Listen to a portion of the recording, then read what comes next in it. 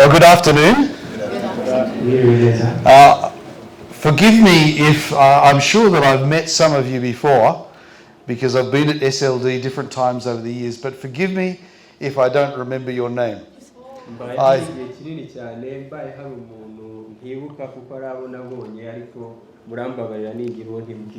know, I'm a massager now, so I forget many things.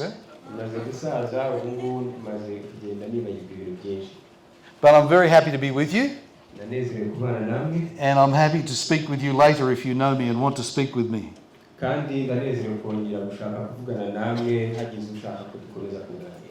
So Tony and I have been here for 2 weeks. And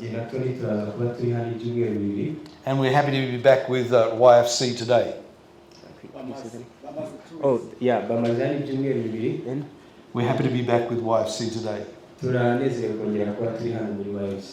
And particularly at this SLD Alumni Conference. I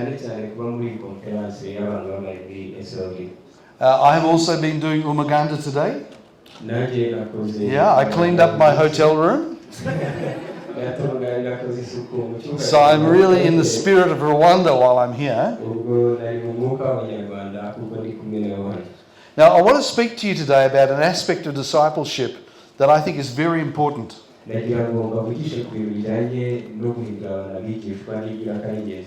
It's something I don't hear talked about much when I hear about discipleship. It's something I don't hear much when people talk about discipleship. I'm sorry for my Australian English accent. I think you're doing well. I want to speak to you about relationship discipleship. And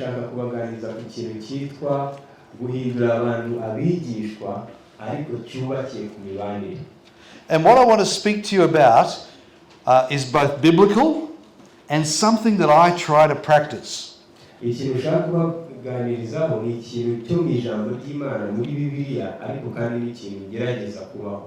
Now, in broad terms, to be a disciple is to live like Jesus Christ. To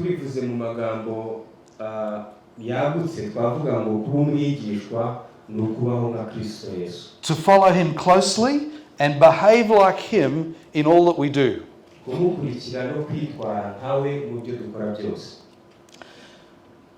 Now, I believe that our relationships are the place where we live out our discipleship.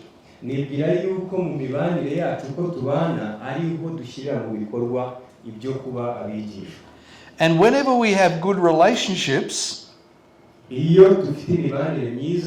as far as it depends on us, is an indication of spiritual maturity. In Matthew 27, Jesus was asked what the most important commandment was.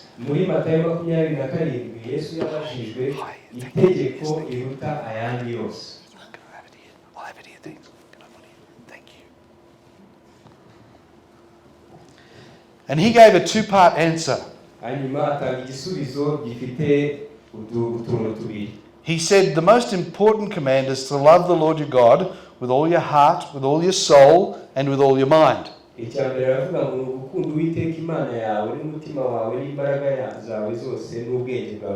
Now, I guess when we are taught about discipleship, we are often taught about love for God.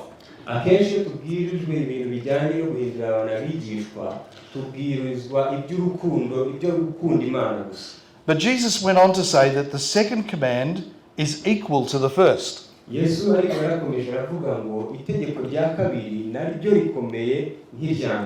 And he said it's to love your neighbor as yourself.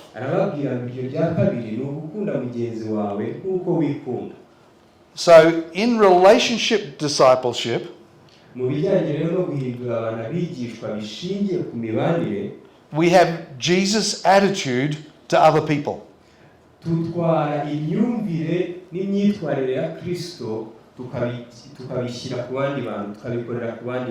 In other words, we behave towards other people as Jesus would behave. mu yandi magambo twitwara ku bandi bantu nk'uko Yesu ubwe yakwitwara. Now it's very important that you understand that I'm not talking about how people behave towards you. Would you say that again? I'm not talking about how people behave towards you. Aha ntabwo ndimo kuvuga uko abantu bakwitwaraho wowe.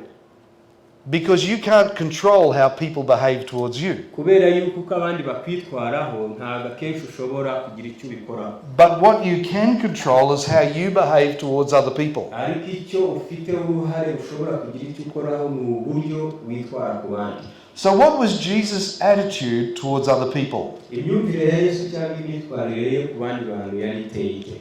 There's a very important passage, Philippians chapter 2. Hari igice cy'ingenzi cyane muri Bibiliya, Abafilipi igice cya 2.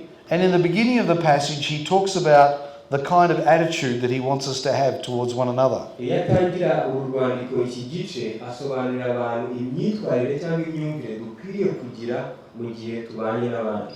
And he says in verse 5 Mu murongo wa 5 agira ati that our attitude should be the same as that of Christ Jesus. ngo tugomba kugira kamere cyangwa se imyumvire nk'iyo Kristo yari afite. So what was Jesus' attitude? Ese Yesu imyumvire ye yari imeze ite? The first thing is that Jesus, although Jesus was important, he didn't demand recognition. Nubwo icyambere nuko Yesu wacu nubwo yari umuntu ukomeye ntiyigeze ategeka abantu yuko bamufata nk'ukomeye. The Bible says that he was equal with God, Bibiliya ivuga yuko ngo yanganaga n'Imana, but he didn't grasp after that position. ariko ngo ntabwo yabifashe nk'ikintu cyo gukomeraho. Sometimes in our humanity, we look for people to recognize us, Inshuro nyinshi nk'abantu to respect us, dushaka yuko abantu bakuririza icyo turi cyo, to honor us. kugira ngo nyine bubahirize icyo ngicyo turi cyo. Jesus didn't do that. Yesu ntiyigeze abigenza atyo. In fact, the position that he had, he used for the benefit of other people. Mu by'ukuri umwanya yari afite yawukoreshaga kugira ngo yungure abandi mu nyungu z'abandi. So this passage tells us that he was equal with God, Iki gice kitubwira yuko yanganaga n'Imana, that he didn't hang on to that, ariko atigeze abifata nk'ikintu cyo kugumbira, but that he made himself nothing. ahubwo yihindura ubusa, And being found in appearance as a human, maze ahindurwa nk'umuntu, he humbled himself yicisha bugufi, and became obedient to death, yemera no gupfa, even death on a cross. kandi yemera urupfu rwo ku musaraba. So why did Jesus do that? Kuki Yesu yakoze ibyo ngibyo? He did that for you. Yabikoreye wowe, He did that for you. yabikoreye wowe, He did that for us. yabikoreye twebwe, He did that for everybody. yabikoreye buri muntu wese. He used the position that he had, Yakoresheje umwanya yari afite, icyo yari ari cyo, he used his power yakoresheje imbaraga ze, ububasha bwe, for the good of others. kugira ngo abandi babyungukiremo. So if you think about the areas of responsibility that you have in your life, Nawe utekereza ahantu aho ariho hose ufite inshingano cyangwa ufite umwanya runaka. are you using that just for yourself, Ese ubikoreshereza ku nyungu zawe gusa, or are you using that to help other people? cyangwa ubikoresha ku bw'inyungu z'abandi kugira ngo You ububahe? see, Jesus' behavior here Urabona imyitwarire ya Yesu aha ngaha is a real contrast to how often people behave. inyuranye cyane n'ukuntu abantu twitwara. Because in the first 4 verses of Philippians chapter 2, Kubera yuko imirongo ine ibanza y'iki gice cya 2 cy'Abafilipi, Paul is reflecting that often our humanity Pawulo aba yerekana yuko inshuro nyinshi mu bumuntu bwacu has the character of selfish ambition. usanga harimo kwishakisha inyungu zacu no kwihimbaza. In other words, only thinking of myself. Mu yandi magambo kwikunda, And vain conceit, kwihereza icyubahiro, which means kwihimbaza bidafite umumaro. to think that I'm better than other people. Ibyo bivuze ngo kwitekereza yuko uri icyo utari cyo, cyangwa se uruta abandi, urusha abandi agaciro. In that passage, Paul says Muri icyo gice Pawulo akomeza kuvuga that God has put his Holy Spirit into our lives, ngo Imana yashyize umwuka wayo mu buzima bwacu, that we have the love of Christ in our hearts. ubwo dufite urukundo rwa Kristo. And out of this power in us, out of this love in us, bityo uru rukundo ruri muri twebwe we should treat other people well. tugomba kubikoresha kugira ngo dufate abandi neza. Recently, I was asked to do a teaching series from the book of Philippians at my former church. mperutse gusabwa kwigisha aho nasengeraga aho nateraniraga kuri iki gice Because I only had a few weeks, I couldn't do the whole book verse by verse. kubera yuko ntari mfite igihe gihagije ntabwo nashoboraga kwigisha igice ku kindi murongo ku wundi, So I grouped it according to topic.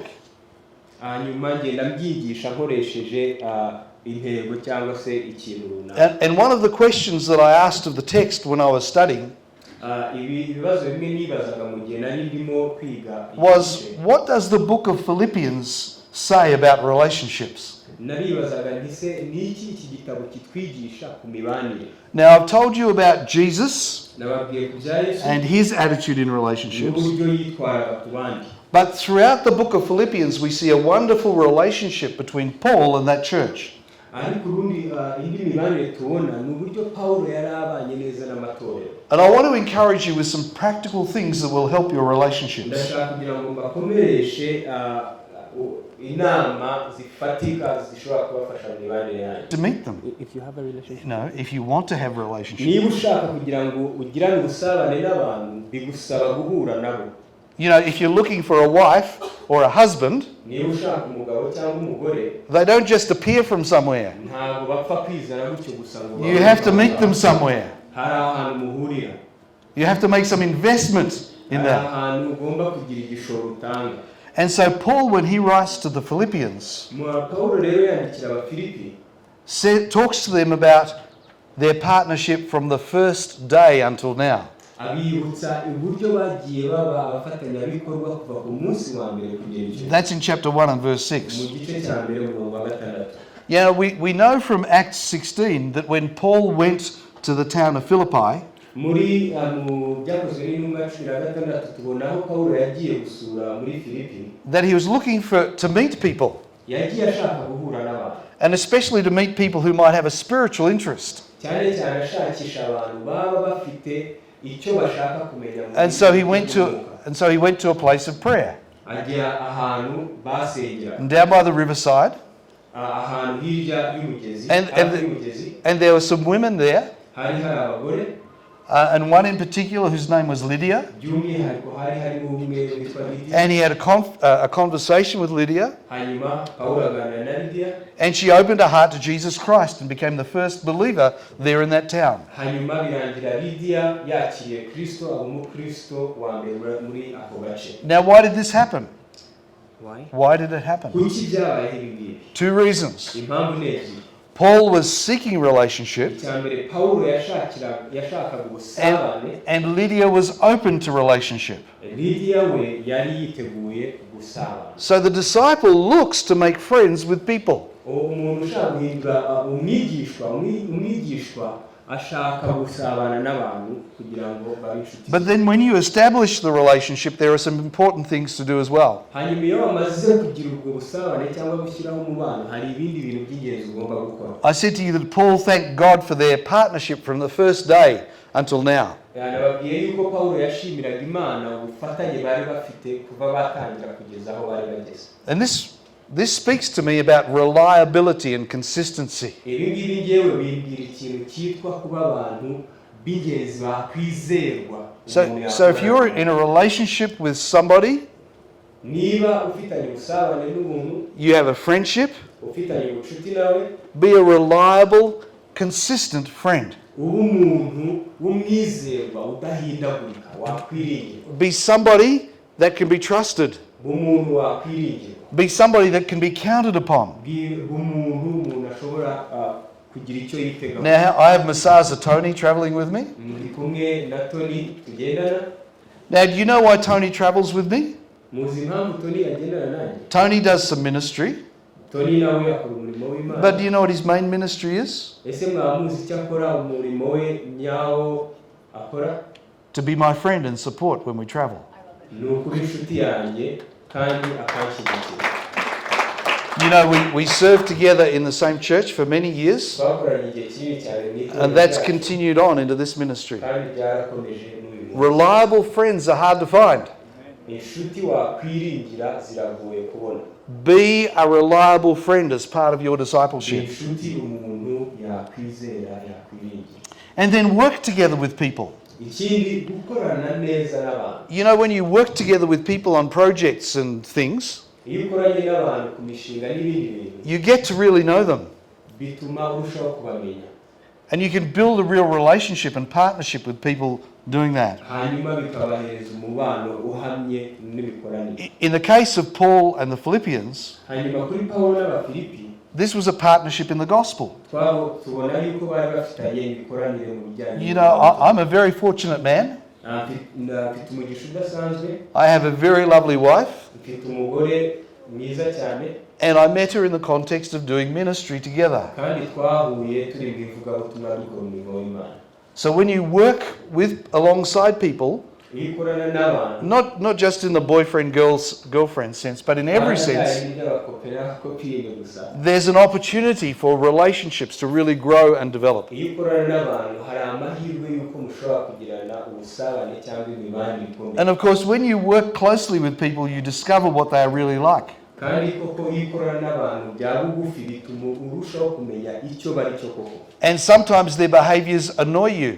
rimwe na rimwe imyitwarire yabo Sometimes they frustrate you. rimwe na rimwe bituma nyine wumva urakaye. And you have to learn about patience and forbearance and forgiveness. bikagusaba rero kubabarira, kwihangana no kudapfa kuva ku izina. The fact that Tony is still with me shows that he has a lot of forbearance and patience and forgiveness. And he's even nodding to agree. kuba nge natwe turi kumwe byerekana yuko habayeho kwihangana, kubabarira, kandi urabona yuko yemeranya nanjye. And then within the context of relationship, mu bijyanye n'imibanire n'ubundi, I believe it's really important that we tell people how we feel about them. ntekereza yuko ari iby'ingenzi cyane kubwira abantu, kubamenyesha icyo tubatekerezaho. Now, I know in Rwanda the tendency is to keep things inside. nzi yuko mu Rwanda turi bahisha mu nda. Every culture is different.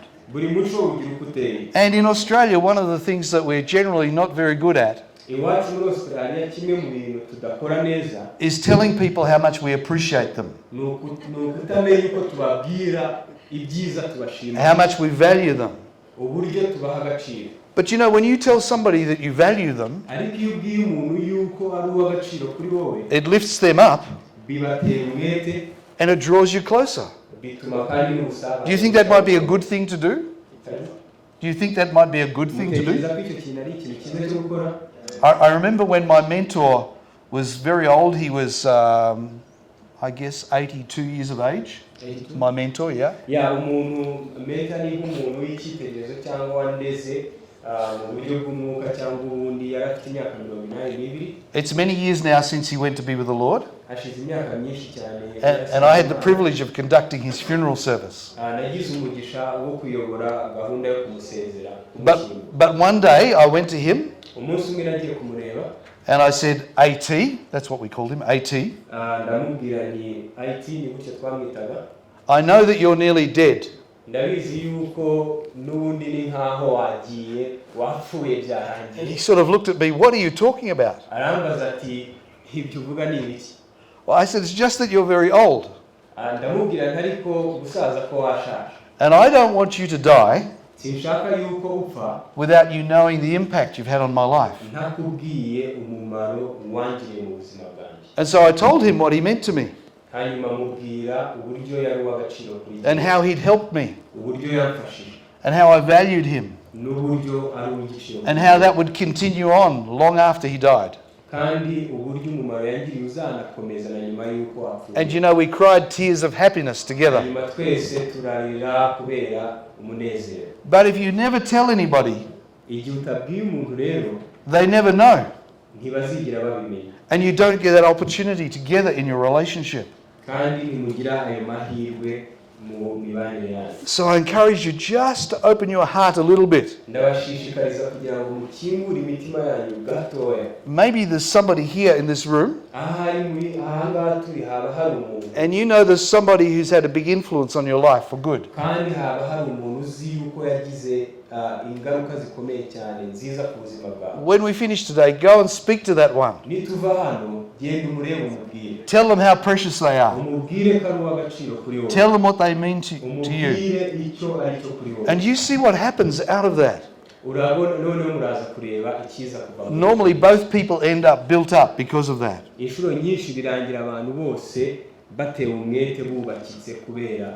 And of course, in line with Jesus' attitude, one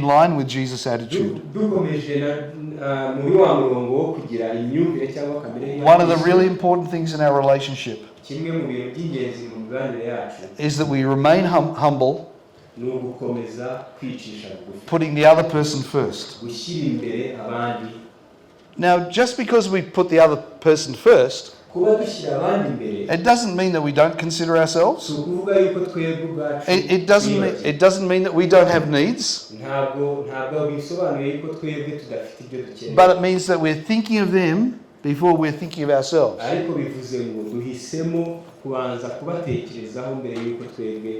Now, normally, if you have something and you give it to another person,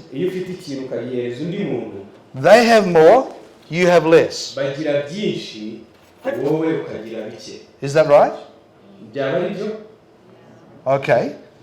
But in God's economy, that's not how things work. Sorry, what's your name, brother? Emmanuel. If I give to Emmanuel, and by that I don't mean money necessary, I mean anything at all. If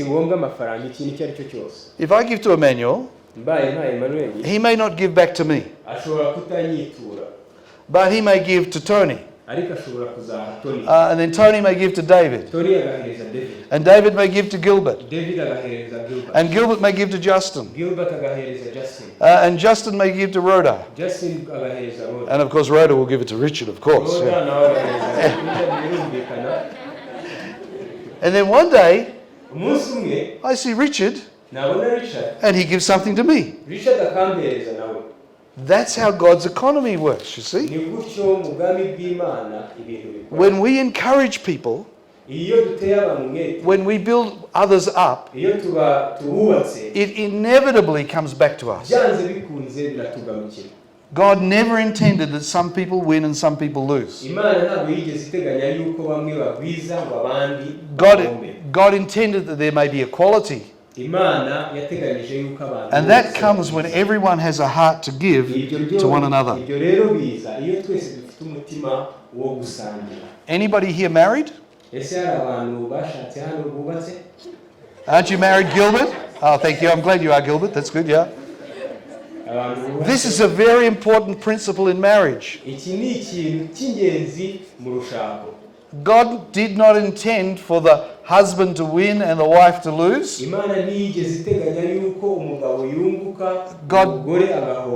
God did not intend for the wife to win and the husband to lose. He intended for both to win as both give to one another. So have that practice, young married man, right? Okay. And then within that context, we should really make an effort in our relationships. We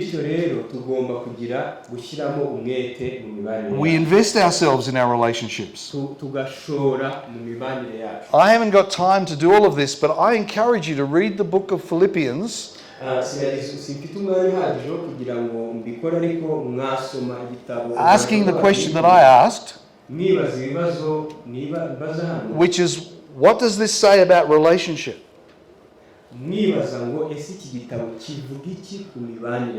So Paul invested himself in his relationship with the Philippians. I've already talked about how he expressed his affection to them in chapter 1. And again in chapter 1, he spoke life into them. He said, I'm confident about you. God has begun a good work in you. And God will complete his work in you. I think how encouraged they must have been to hear that. And he prayed for them. Interestingly, one of the ways that he helped them was to ask them to pray for him.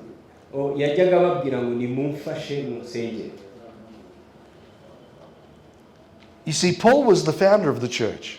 Pawulo niwe washinze itorero. Now, I know the culture in Rwanda is hierarchical. You know, there's the boss and everybody down. Nzi Okay? yuko sosiyete mu Rwanda, umuryango mu Rwanda uburyo wubatse hariho inzego, abakuru kumanuka tukagera kubo hasi. So Paul was the boss of the church, right? Pawulo mu by'ukuri niwe wari wo hejuru, bosi mu bijyanye n'itorero. But he humbled himself Ariko yicishaga bugufi and asked them to pray for him.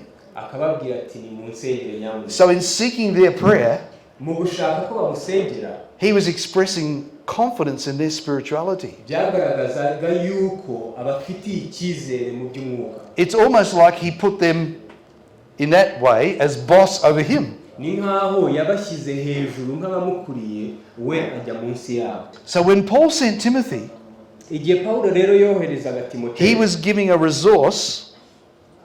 He was giving them a yari resource abohereje umutungo, igikoresho that he could not really afford to lose. mu by'ukuri yari kunezerwa kugumana. So what do you give to others? Ese wowe abantu bahereza iki? Do you give your best, Ubahereza ibyiza ufite or do you just give your second best? cyangwa ubahereza ibiri aho bibaye abawe? You know, if you're going to have serious relationship, if you're going to have serious Niba relationship, ushaka kugira imibanire ikomeye ifatika, relationships for the gospel, imibanire kubw'ijambo ry'Imana, kubw'ubutumwa bwiza, and relationships in the gospel, kandi imibanire It mu will butumwa require- bw'Imana, mu butumwa bwiza, it will require you to give your very best. bizagusaba gutanga icyiza cyane ufite. On the Philippians side, Hanyuma ku ruhande rw'Abafilipi they prayed for Paul, basengeraga Pawulo, but they also sent him their best. nabo bamuherezaga icyiza bafite. You see, they supported Paul financially. Bagendaga batera Pawulo inkunga mu buryo bw'amafaranga. In fact, it's really interesting when Paul writes about the Macedonian churches in 1 Corinthians. Biratangaje kubera yuko Pawulo yandika ku itorero ry'i Macedonia mu Bakorinto, He's referring to this church. yari arimo avuga kuri iri torero. And he says that they gave, Aravuga ngo batanze, and that their giving kandi gutanga kwabo was out of their extreme poverty. Was out of their extreme poverty. kandi uko gutanga kwabo nubwo batangaga babaga nta kintu bafite, bari abakene. So they were poor, Bari abakene and in their minds they had a picture of themselves as poor, kandi bibonaga nk'abakene, yet they still found a way to be generous. ariko ntibyababujije kuba abantu They're batanga. a great example to us. They're a great example to Abo us. rero ni icyitegererezo. So cyiza kuri twe. what do you have? Ese ni icyo ufite? And again, I don't just mean amafaranga, Nanone ntabwo mvuga amafaranga gusa, but what do you have in terms of time, ni icyo ufite mu buryo mu rwego rw'igihe, in terms of your talents, ni icyo ufite mu rwego in rw'impano, terms of your ni treasures, icyo ufite mu rwego rw'ubutunzi, in terms of your abilities, ni icyo ufite mu rwego rw'ubushobozi, in terms of your understandings, ni icyo ufite mu rwego rw'ibyo that you usobanukiwe, can give to somebody else. ni icyo to help wahereza them. undi muntu kugira ngo umufashe. Don't think of yourself as somebody who has nothing. Ntiwitekereze nk'umuntu utagira ikintu na kimwe afite. Sometimes I say to people in church, "Oh, would you like to do this?" Rimwe na rimwe njya mbaza abantu mu itorero, se They go, hari "Oh, iki no." wadukorera? "Oh no, I'm not very good. Bakavuga bati, I'm not a very good Christian. I don't have very many mu gifts. by'ukuri nta mpano I really have nothing to offer." nta kintu mfite ngiye natanga. That is the exact opposite of what the Bible teaches. Bibiliya itubwira ibinyuranye kure n'ibyo ngibyo. The Bible teaches us that every believer is given gifts. Bibiliya itubwira yuko buri wizera wese And we're to use those gifts, kandi iyo dukoresheje izo mpano, not to say, "Look how good my gift is," atari ukugira ngo twirate tuvuga ngo dore ngewe impano zanjye, but for the benefit of other people. ahubwo ari ukuzikoreshereza abandi. So we need to make an effort. Tugomba gushyiraho umwete. You know, Paul said there are some things that make our relationships better. Paul said there are some things that make our relationships Pawulo better. aravuga ngo hari ibintu byarushaho gufasha imibanire yacu. In chapter 2 he says, "Do everything without complaining or arguing." Mu gice cya kabiri aravuga ngo mukore ibintu byose mutagononwa And in chapter 4, kandi mutajya impaka. Hanyuma mu gice cya kane and in chapter 4 he says, let your gentleness be evident to everybody. aravuga ngo kandi neza yanyu igaragarire buri muntu wese. You know, sometimes things go wrong in relationships. Rimwe na rimwe mu mibanire hari igihe ibintu bitagenda neza. Maybe some of you have had a friend Yenda muri mwebwe hari abagize inshuti and something has happened between you hanyuma hazamo agatotsi and you're not friends anymore. bityo ubucuti ntibwakomeza. Bibaho. Bibaho. So, I like that word. So, that happened in the Philippian church. And when you read chapter 4, the beginning of chapter 4, he addresses two ladies. Their names were Euodia and Syntyche. And he says, I appeal to you, sisters, to agree with one another in the Lord. This tells us that Paul was interested in repairing broken relationships.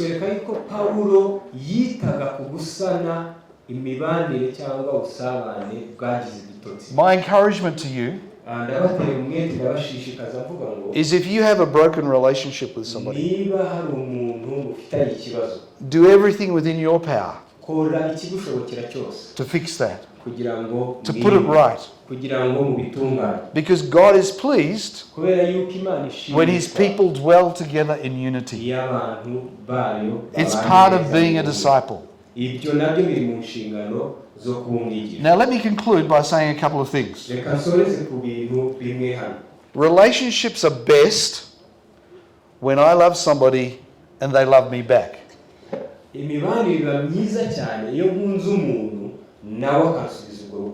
Am I right?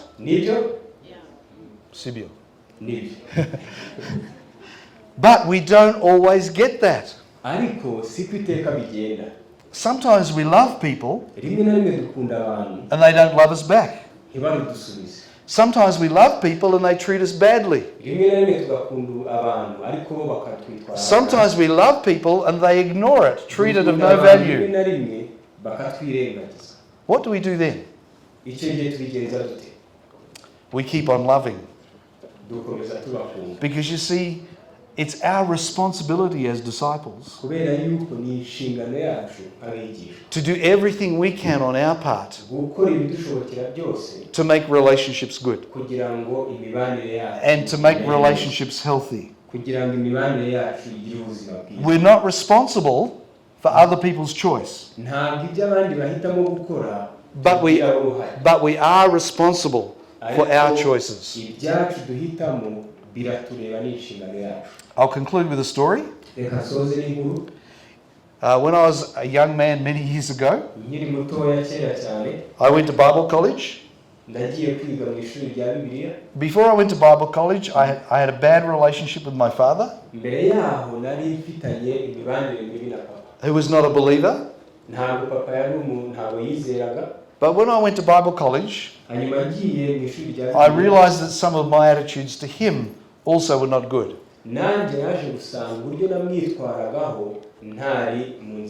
So I decided what I needed to do as a disciple was to go home, to be a perfect son, and to fix things. So when I went back home, conditions in the home were still bad. My father still behaved badly.